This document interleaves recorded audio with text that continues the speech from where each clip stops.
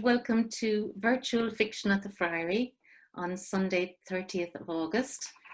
Fiction at the Friary is a monthly fiction event held in Cork City, hosted by myself and Danielle McLaughlin since January 2017. Normally, we've held this event in the Friary Bar in Cork, where we generally host a guest author who reads and discusses the work and answers questions. We also have a free book raffle, an open mic session, lots of jelly beans and hula hoops, and we also provide an optional writing exercise to the entire pub. However, since the COVID-19 epidemic struck, we have not been able to do that.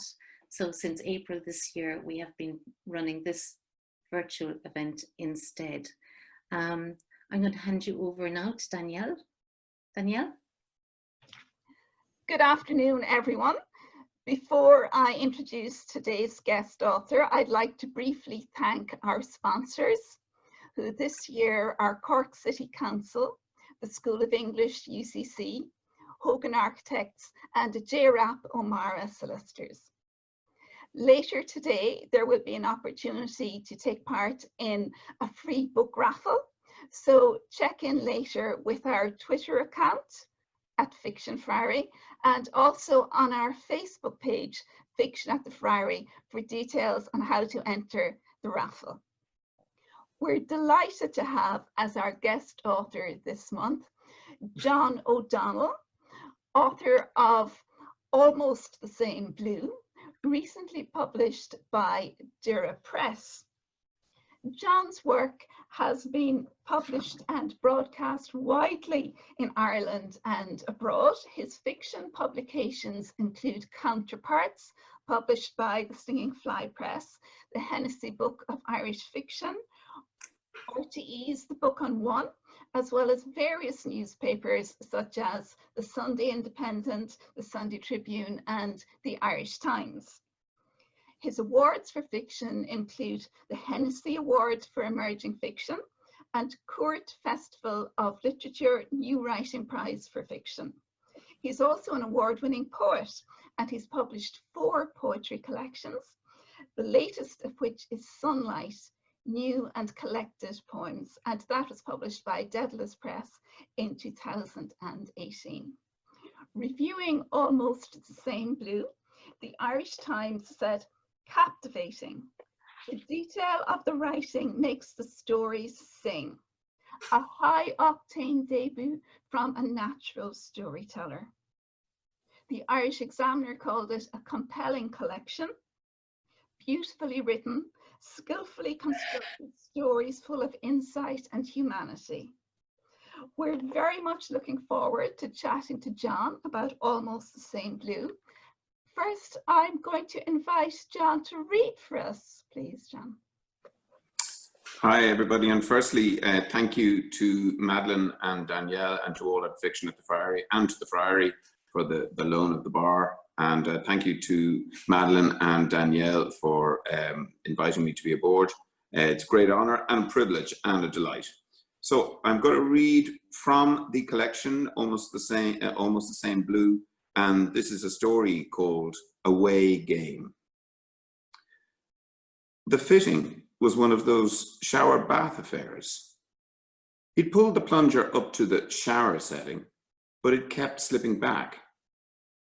He tried to jam it in position with one of the little bottles of shampoo the hotel provided. The water briefly sprinkled his hair before cascading once more over his feet. He jerked the plunger up again and held it there. He almost had to crouch to keep it in place. This wasn't going to work, he thought. Maybe he should have a bath instead. He put the plug in and let the plunger down, and as he did, he heard her call his name. The bath was filling quickly. He reached down to swirl the water. It was silky, warm. When had he last had a bath? He couldn't actually remember.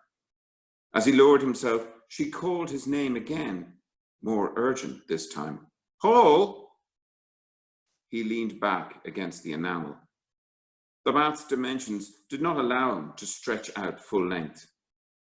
Over the sound of the flowing water, he could hear the TV in the bedroom being turned up loud. "I'm in the bath," he said. "You might want to see this," she replied. He sighed and turned off the taps.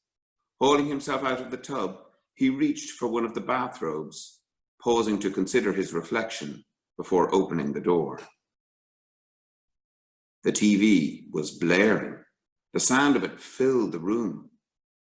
Maggie was sitting on the bed, the room service menu she'd been flicking through open beside her. "This is awful," she said. "So awful." He stared at the TV. The man with the microphone had his back to the terminal. A ribbon of red text ran along the bottom of the screen. "Irish plane crash lands in Heathrow." Paul could hear the whine of sirens as emergency vehicles streamed away. The reporter was struggling to make himself heard. "Flight EI-166 was filled with Irish fans," he said, "all traveling for this evening's playoff.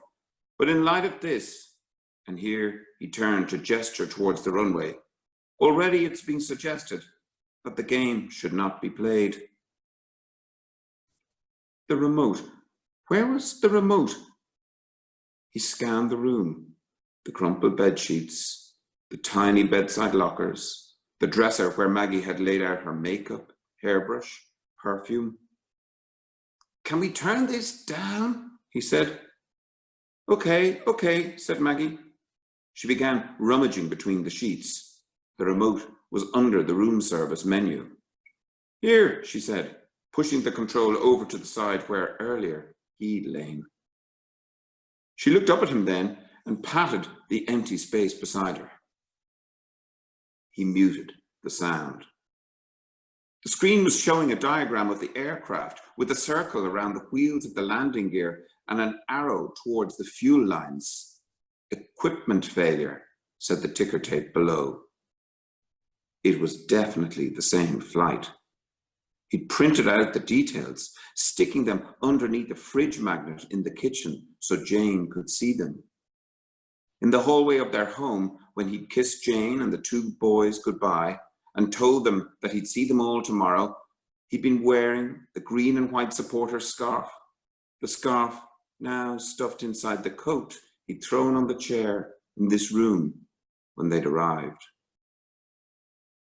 Maggie shifted slightly to her right. "You want to sit down?" she said.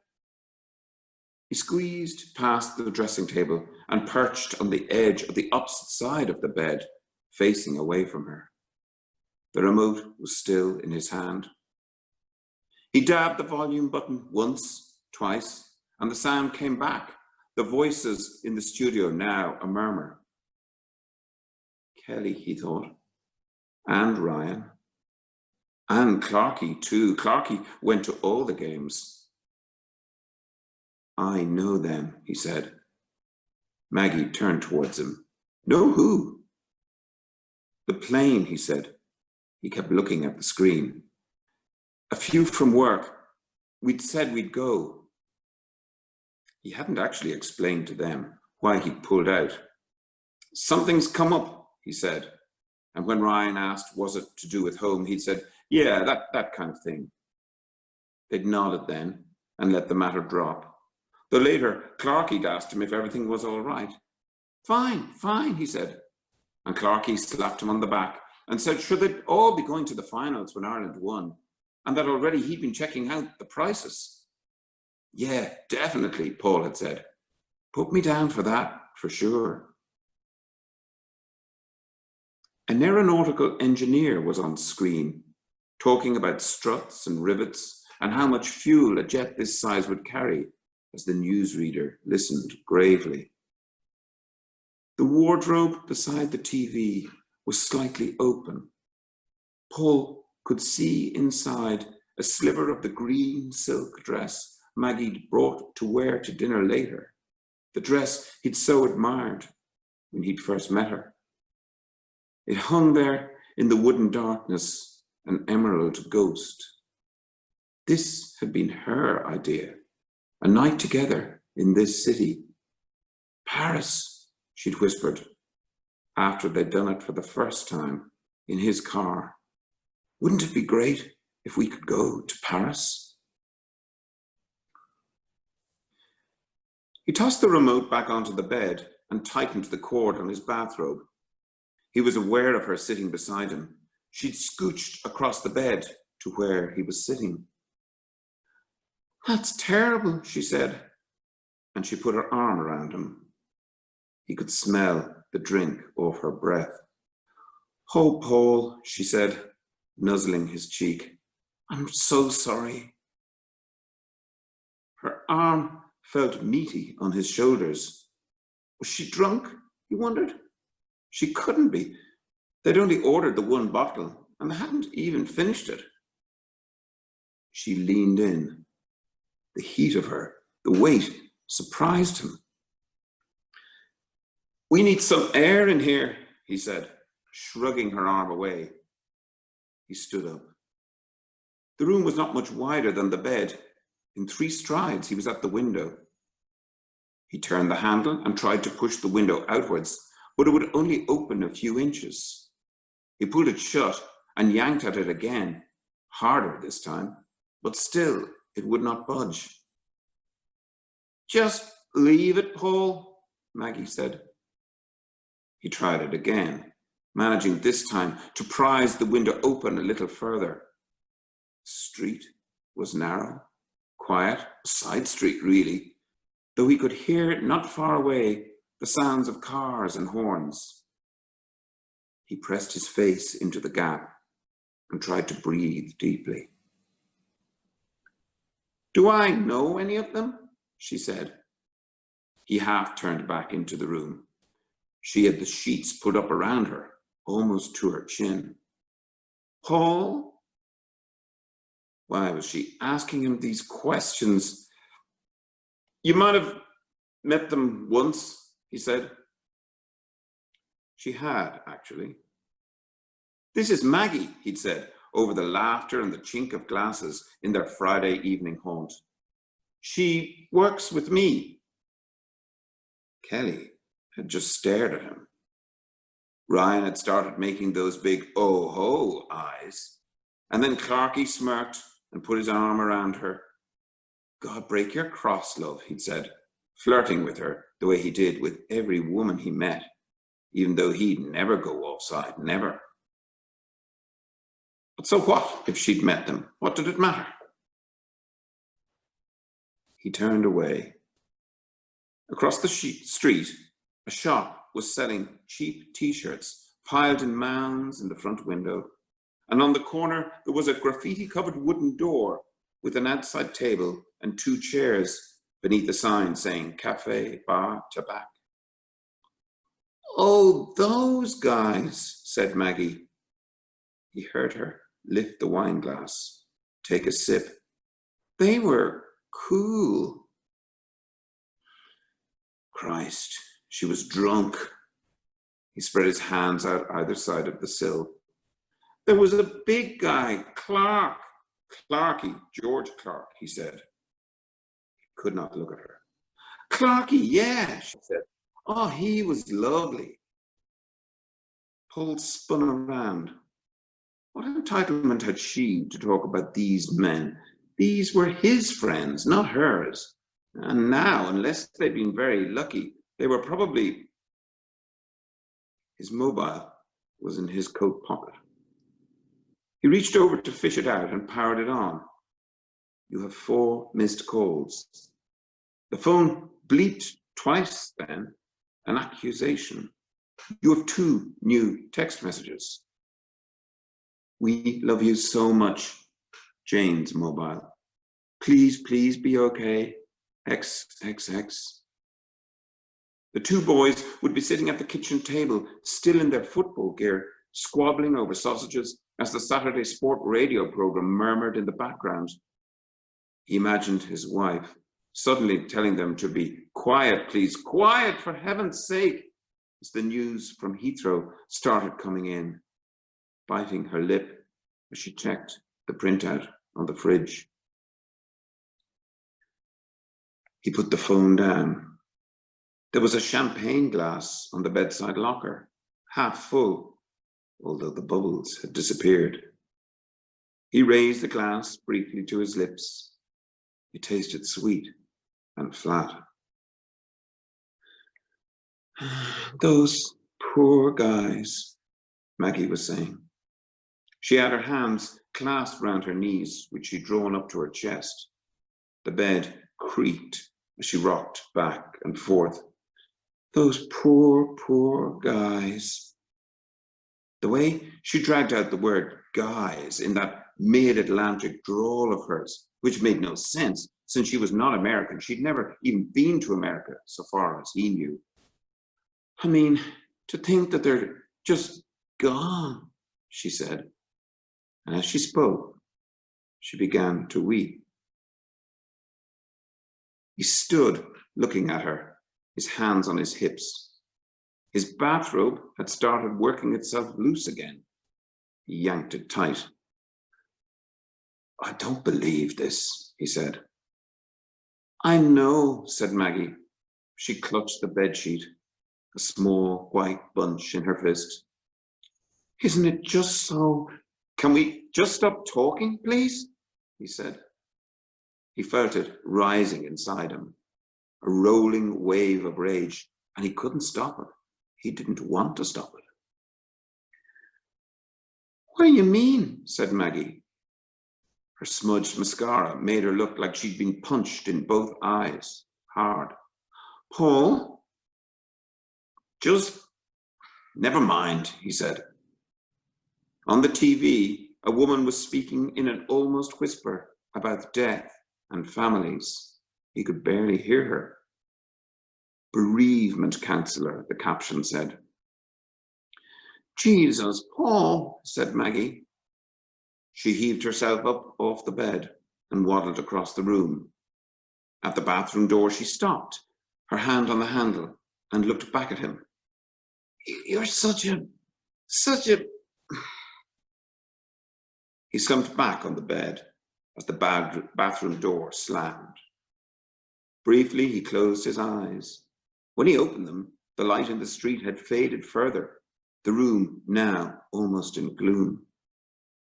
He reached over to flick one of the switches. The bed, the chair, the room were all suddenly soaked in the overhead lamp's yellow glare. He squatted at the minibar, which was empty. From inside the bathroom, he could hear water running, as well as the sound of angry, breathless sobs. He dressed quickly. Back soon, he muttered towards the bathroom as he left. In the hotel lobby, a TV was showing the press conference. The two football associations were postponing the match as a mark of respect for the dead. The receptionist grimaced perfunctorily at him as he went through the entrance and out onto the street. Pavements were empty. He turned left and crossed over, heading for the tobacco. At the counter, the Algerian assistant motioned to the seats outside when Paul asked for a café au lait. He sat in one of the spindly metal chairs. It was colder than he had expected. The Algerian brought the coffee and the bill, €3.50. Paul handed him €5 and waved away the change. The Algerian nodded and disappeared. Paul placed his mobile on the table and poured sugar from the sachet into the cup. Her fault. This was all Maggie's fault. Any moment now she'd call him, but he would not answer. She'd leave a message demanding to know where he was and what did he think he was doing, walking out of the hotel room and leaving her like that. Later, much later, he would explain. The shock, he'd say. He'd mention his dead companions, recite their names. He'd tell her how he needed space. Still did, in fact. Come up with something. A goal in the last minute, something. He sipped his coffee. Already it had cooled. A street lamp brightened beside him. Then another and another. His phone began to pulse, vibrating on the table as it sang out its tinny tune. He leaned forward to see the caller's name flashing on the screen. Home, it blinked again and again. Home, home, home. Thank you so much, John. That was a wonderful reading. Brilliant story. Oh gosh, the tension. I'm feeling it, even though I've read it several times. I feel that tension once again. It's brilliant. And Paul really has, he's got a problem on his hands here, hasn't he? Wow. A couple of problems. Yeah, there a lot. Yeah, he's there. Some errors have been made, for sure, and you built it up so beautifully. It's fantastic. I think that story would make a great short film as well, actually. But one of the questions I was going to ask you is really, how on earth do you manage to get all of this work done? Because myself and Danielle are both actually qualified solicitors, but neither of us practice right now. But you are still a practicing barrister with 3 books of poetry and this amazing book of short fiction. Thank you. And how do you combine all of this? And does your legal practice feed into your writing practice, or do you have to put away your legal brain in order to engage your creative brain? Well, firstly, thank you for your kind remarks about the story, and thank you very much. From the point of view of time, if you want to write badly enough, they say you'll find the time for it. And for me, the best time to do it is to get up early in the morning. And so I would be at my desk Monday to Friday, certainly at 6:30, and I would write for, an hour and a half or so, normally until about 8 o'clock. So, and then, like, obviously during that time, there are no emails, and, there isn't generally work to be done. You'd hope to have done all your day job work the night before. Now, sometimes that has to be breached, but generally that's a sacred time, that 6:30 to 8 o'clock in the morning at the desk. So it's only an hour and a half, it's short. And then you try and do a bit more during the times when the courts are closed. You try and work on things. But I suppose that explains why it's taken so long to put this together, because the first story in it was written in or around 2010. So, 2009, after somebody had suggested it to me. So it took effectively 10 years to put this together. That's why I'm being so slow. Then the other question you had was kind of, how does it, do you take off your legal brain? Yeah, you do. I mean, like, you're in a separate space, and you can't be thinking, you can't be going back and forth during the time you're writing to work. I have to allocate that time and ring fence it and make sure that I don't do anything else during that time if I can. And quite a number of the stories, not all of them, but a number of them are actually obviously enriched by your knowledge of, say, criminal law, human behavior in the courts and all the rest of it. So I suppose it has been very useful to you in interrogating the human condition, if I may put it that way. Yeah, I mean, you put your finger on it. The insight you get, or hopefully get, into human behavior down in the forecourts where I work is amazing, because you see so many different types of people who have so many different stories to tell, and they will tell you things you are legitimately entitled to ask them, and they will answer them, that you would never get anybody else to tell you. They take you into their confidence, as they must, as their lawyers, and so you learn an awful lot about other people's lives and how people behave. and that is an incredibly rich source of material. I mean, obviously ethically, I couldn't write specifically about a specific case I was in.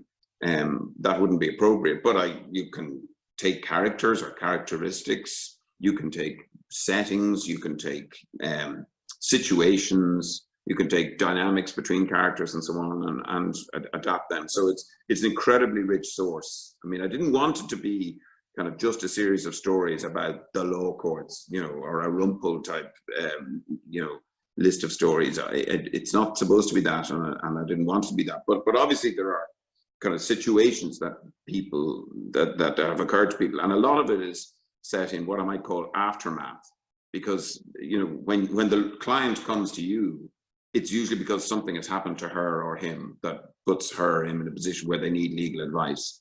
And sometimes they come to you in advance and say, can I do this? But most of the time it's, this has happened, what do we do?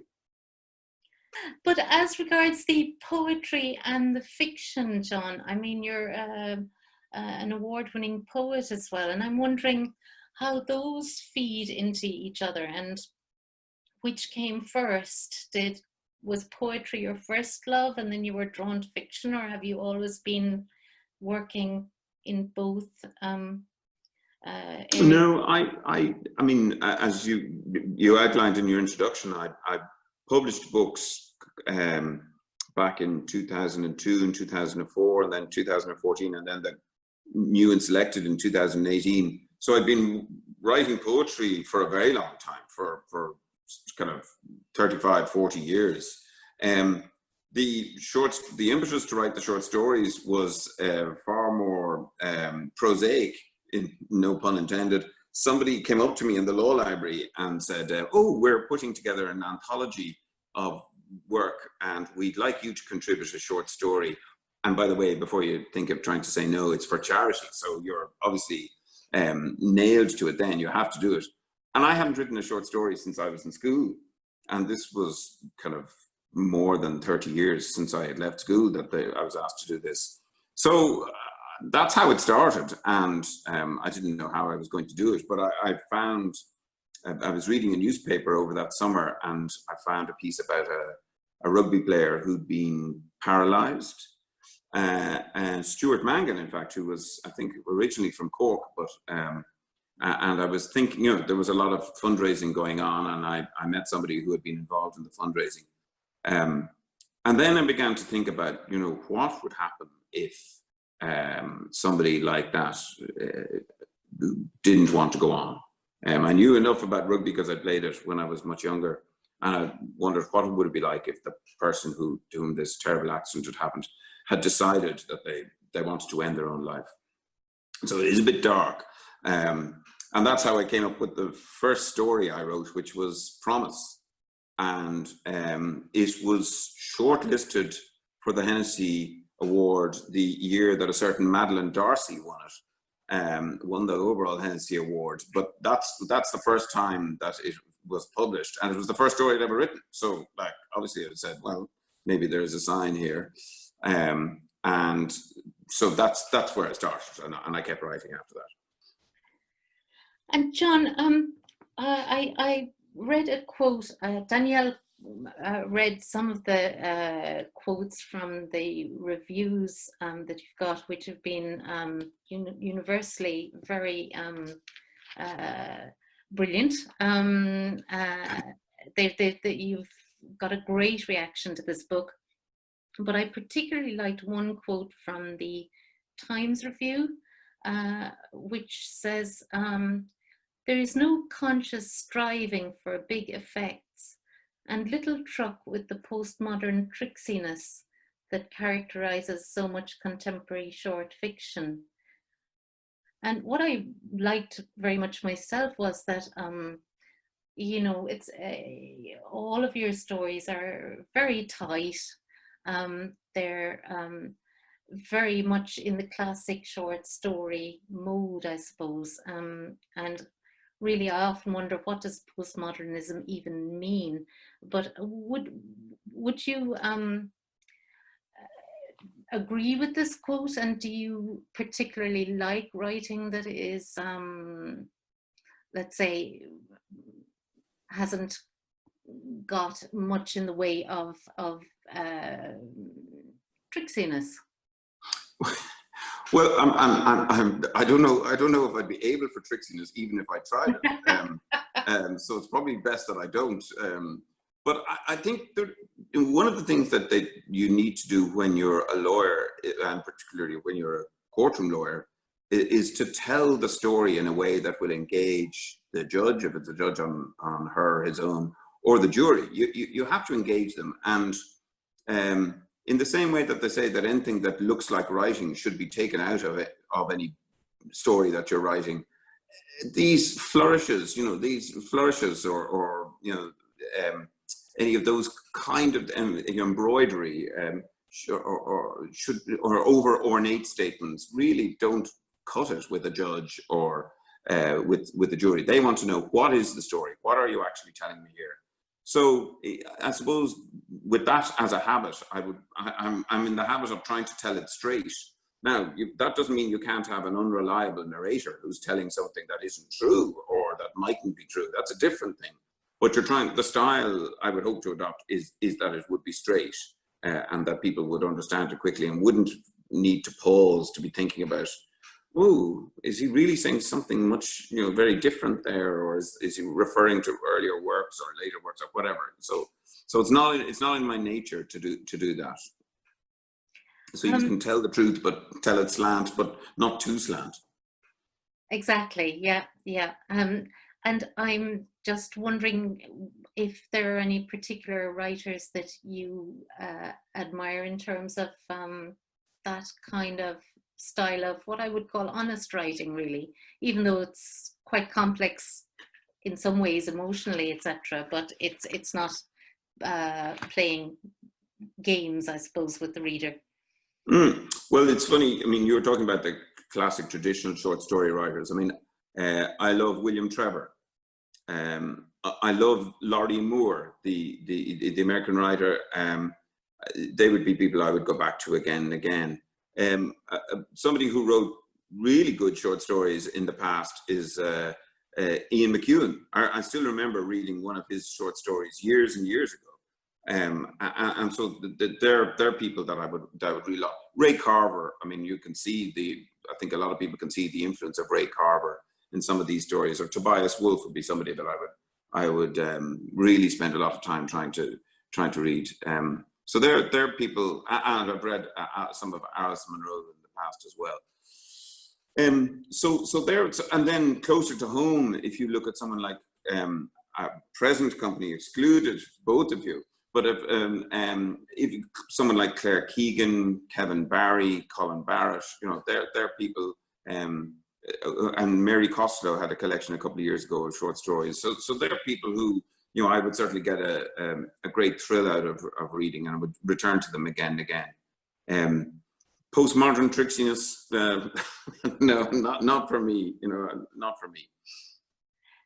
John, would you mind reading us a bit more from your collection? I think you're going to read us another short story.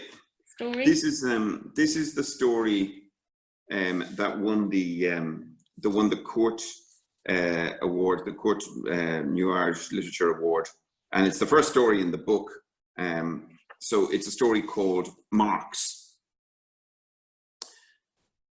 She's standing over me, and I could smell 3 nines off her, his cheap cigars, the faint whiff of Old Spice. "Get up, Con," she says. "Get up." "Leave me be, Ma," I say to her, turning over. But she whips the duvet off me, and suddenly it's Baltic. "Get up, would you?" she says. "Your lift's downstairs." That'll be Hoppy, with the Skoda parked outside, no doubt. I can hear him in the hallway, smarming up to my little sister. "5th year, is it?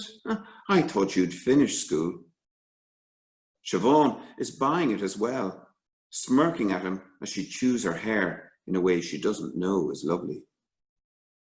"There you are," says Hoppy, looking up at me as I'm barreling down towards the front door, still buttoning my shirt. "We're off so, Mrs. Carney," he says to the old doll, before turning to my sister. Bye, Siobhan, he says, flashing her a grin, his teeth a row of crooked tombstones. Bye, Hoppy, says Siobhan, smiling back. You'd better have it from me later, Hoppy says to me, or I won't be responsible. The interior of the Skoda is grimly pristine, like that room in Silent Witness where your one cuts up the stiffs. Next turn, Garth Brooks Plaza, says the road sign. Hoppy veers left, and the white roof rises up ahead of us, a giant Stetson. I've no chance of finding a monkey for him by tonight, and Hoppy knows it. The old doll's not got it, nor Siobhan neither, and even if they had, they wouldn't give it to me. Not after the row about Siobhan's babysitting money going missing from the Toy Story DVD. I already told you, I said to them, Siobhan bawling her eyes out and the old doll waving the empty plastic DVD case in my face. I don't have your stupid money. I didn't have it either. Not by then. Doncaster, 3:30, Compañero, 8-1. And for all I know, it's still out there. Or else it's sliced and diced and stewed in its own juices in some tin. Like I'll be if I don't get Hoppy back his money. Because that pair he kicks around with, they don't mess about. The twins. Oh, sure, I could tell 3 nines. Tom Nyan, Sergeant. Nyan, as some smart arse called him, and 3 nines now, for short. My old doll squeezed these last 2 years. He knows I hate him. He'd lean on the counter in the station and wink back at Kennedy, the other blue. Do you hear that, Kenno? Dolores' young fella owes Aidan Hopkins 500. The way he says the old doll's name, I can't stand it. For the ponies. And now Hopkins is saying if he doesn't get it back this evening, he'll have young Con here done for. Kennedy, the little scut that he is, would be smirking and rolling his eyes to heaven inside the office. I've packed it in, I want to say then. I've packed it in and I'm never having another bet, so fuck the pair of you. And I'd walk out, leaving both of them sniggering behind me with the €4.30 I still have left in my pocket. Way back before it became Boyle Sports, it was Meanies. The best name for a bookie yet, my father'd say, as he'd push open the door and we'd step in. How are you, Ram? Fonzie Meany'd say to my father, watching as he thumbed over the notes. Then, the first time that he tossed a stray fiver in my direction. Try this, he said. Navan, 4.15, just kidding, 6-1. I could feel their eyes on me as I filled out the docket. Fonzie and my father, and Higgins, the solicitor's apprentice, with his arse propped up against the wall. When I walked over to the counter, it was like being on parade. He was beaten, a short head. Whoa, said Higgins, who backed the winner, or was letting on he had anyway. But by then, they had me, and they knew it.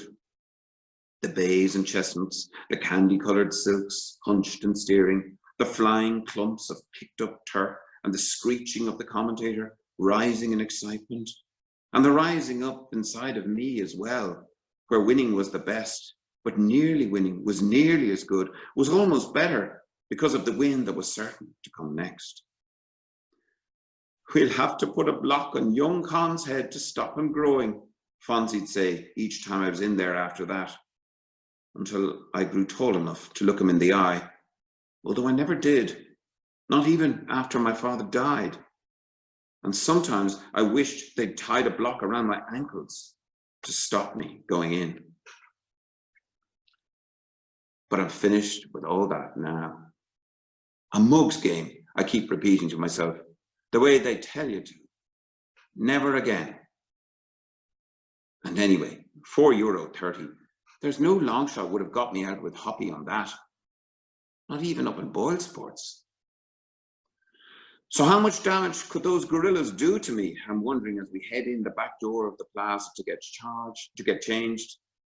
And then I think of McNamee, barely breathing when the blues found him at the bottom of the quarry. And I start praying that Roz has put me on till 6, because that's my only chance. The roster's up already, and Roz's neatly looping hand says I'm on till 5. I'm doing up my tunic when she comes waddling towards us, carrying her clipboard. Anyone seen Mac? She asks. Silence at first. Does she not know about the quarry? Sure, he's above in hospital, Hoppy says eventually. Roz's foot taps out a tiny drum tattoo. Okay, so, she says in her shift leader voice, you do 6 today, Aidan. Con, you do... Actually, no, Con, you do 6. Aidan, you're on 5. Winner all right. Winner all right, the fuzzy tannoy in my head is saying. And maybe, after all, there is a God. The best marks are the young lads, especially if they're with a young one. They're so busy showing off, they hardly ever check. Palm the 20, turn away, ring up 10. Oh, no, sir, definitely a 10. Here's the printout, sir. Look. You hit the return key with a flourish then, and the drawer springs open, showing the stacks of tenors, and not a single 20. One old dame nearly snares me, shaking her head and peering into the till as the queue shuffles restlessly behind her. This isn't right, she whitters as she turns away eventually. But till 6 is just outside the CCTV's range, so there's no way Roz can see even if someone complains. By first break, I've 100. By lunch break, I've 360. The plaza's humming. They roll in off the motorway, pasty-faced, exhausted. You could serve them up the leg of the Lamb of God and they wouldn't notice. At his break, Hoppy is leaning over one of the banquettes, talking to the twins. He points in my direction as the two of them stuff their faces. One of them has a splotch of dark red burger sauce on his uniform. Storm security, their black jackets say, and there's a big bolt of lightning high up on each sleeve. They're not even brothers, although that's no consolation to McNamee, stretched out above in intensive care after the trimming that everybody's saying was from the pair of them. See you in Queelies, Hoppy, I say, real friendly, as I pass him on the way for my own break. But Hoppy just says nothing. And later on, the Skoda wheel spins out of the car park. The afternoon is quieter, but they still come piling in, and I still keep piling them up, those beautiful 20s, the color of a summer sky, stashed inside my pocket. By clock off, I've 5:40, and I walk the mile of road back into town. Because before I go to Queelies, there's something I need to do. I push the door. The place is tumbleweed. The only other punter is Higgins, thinning now on top, in his plum suit and scuffed shoes. Any luck? I say. Cartoons, he says, nodding at the virtual racing on the screens. I pass the pinned up pages from the Sporting Life and the sheaf of dockets. I take a 20 out and walk up to the counter. Hi, Aoife, I say into the glass. And for the first time today, I smile. Aoife Meany. She's with McNamee, but there's something in those hazel eyes that makes my own eyes water. Always has. Hi, Con, she says, smiling. She has a bruise over her left eyebrow that she's tried to hide with makeup. For Reuben, I say, pushing over the 20. Her son. He's special needs, and it's his birthday tomorrow. Ah, Con, thanks, she says. She smiles at me again, a real big smile this time. How's Mac? I say then. She shifts in her seat. The same, she says. She looks away, and for a moment, neither of us say anything. So, she says, recovering herself, are you having... No, I say, real proud. No bet. I turn to leave, and then look over my shoulder. Maybe see you in Queeley's later, I say. And she grins back. Yeah, she says, maybe. I've the door pulled open, and I'm half out on the footpath when a car goes up the street. The Skoda, with Siobhan in the back, still in her school uniform, it looks like, and someone else in there beside her. But it isn't Hoppy driving. It's the taller of the two, and I can just about make out the flash of lightning on his sleeve. I'm about to run up after them, but the Skoda disappears, leaving the street emptier than before. The door's about to close behind me, but I stop it with my foot. I lean back against it, and it opens a bit more so I can see inside the bottom corner of one of the Life's pages. Crayford Dogs, 652, take your marks, 3-1. And it's swelling up inside me now, once more, like organ music. The feeling that you get when you know your luck is in. I'm in control here, I tell myself, as I turn back towards the counter, snatching up a docket and pulling out a fistful of 20s. I'm in total control. Thank you. Thank you for that fabulous reading. I loved Almost the Same Blue. It's a superb collection. And I'm hoping that the pandemic hasn't been interfering with your writing routine, because I very much want to read more stories from you. Can you tell us what you're working on at the moment? Yeah, insofar as I'm working on anything, because it isn't easy, as you people have observed, to keep to a routine and to try to discipline yourself. But I am working on more stories, and I have written a couple of poems, so I'm just taking them as they come. I have 20,000 words of a would-be novel stuffed in a drawer, which is metaphorically locked. And so we'll see what happens. That's a long way down the road, but more stories and maybe more poems, and we'll see what happens. And Almost the Same Blue is published by Dura Press, and for anyone who hasn't read it yet, I would highly recommend it. It's a fantastic collection of stories. Thank you very much. Can I thank both of you for firstly putting me on this show, and secondly listening to me whittering on, and can I thank all of the listeners for viewers for indulging me in this. This is a fantastic series, and it's a great boon to a writer, and also to the two of you, the best of luck with your own future, stellar future careers. Thank you so much, John. Thanks a million, John. Loved the book, and thank you for being our guest. I suppose, Danielle, we should remind people that we'll be posting a writing prompt after we post this event. We'll have some books to be raffled online later. So if you'd like to be part of that book raffle, check in with our Twitter account at Fiction Friary, and also on our Facebook page, Fiction at the Friary, where we'll have details of how to take part in that raffle. So I think that's goodbye from us for this month, and our thanks again to John for being our featured guest author. Bye, everyone. Thank you. Thanks. Bye-bye. Thanks.